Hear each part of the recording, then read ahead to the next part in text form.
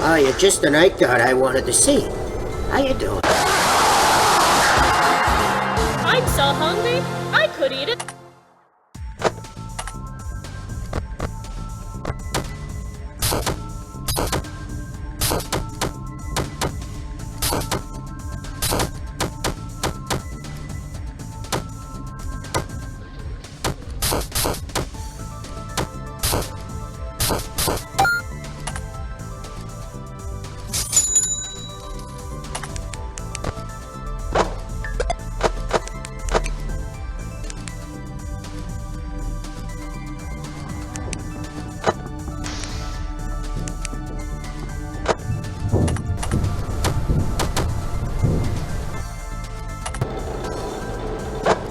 Well, hey there.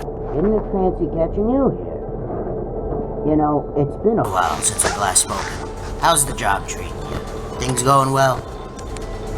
You know, thinking about meeting up with old friends after a while. I met up with my old friend Montgomery Gator. You know, people know him as Monty. It's a stage name for that whole Rockstar gig. But ever since he picked up that Rockstar gig, he never really had time for any of his old friends or hanging out. And, you know, I was okay with this. However, the other day, he called me and asked, "Hey, Monty, I mean Hippo, you wanna catch up and go fishing?"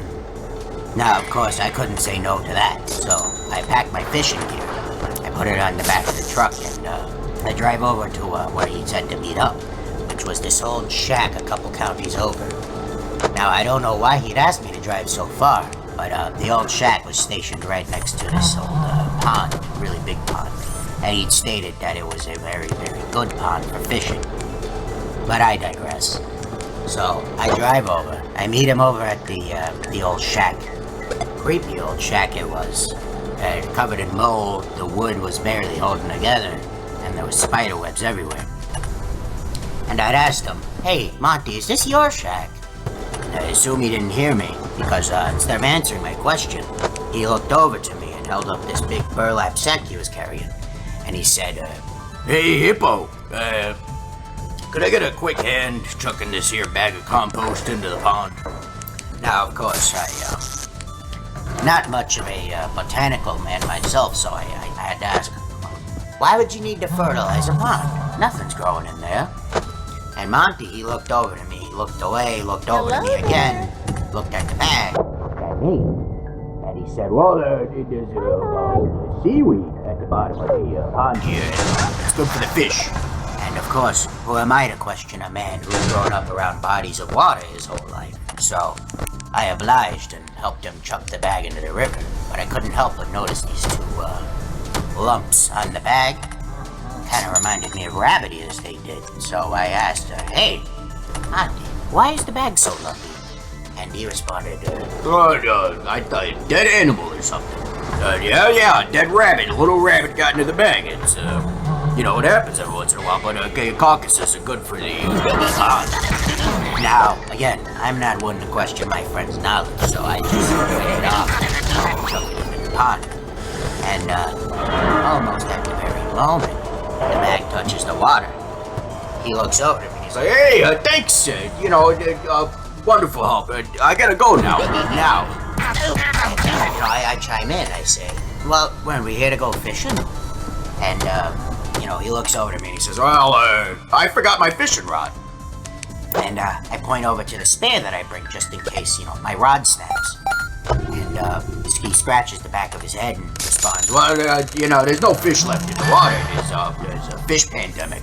And again, not really wanting to question my friend's knowledge, so I shrug and get back in the truck, drive home. And, you know, looking back on it, Monty was acting awfully neurotic that day. He was looking over his shoulder, followed, and, you know, a lot of mannerisms that actually reckon back to old Pig Patch. He's an interesting character, a great friend, but, actually, speaking of the devil, I just looked at my watch and I gotta go help Big Patch get the bugs out of his garden. Bugs as in microphone in the garden. Something about the Fazbear Company getting him for discovering this Fazgoo thing. Not quite sure what he's on about, but once again, I'm not one to question my friends, and I think I'd rather just help them out. Yes, go!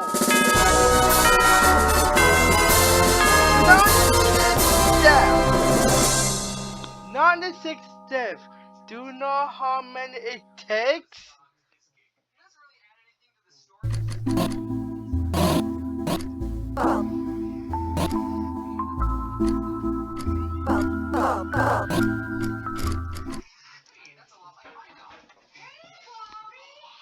Don't hold on watching Waffle.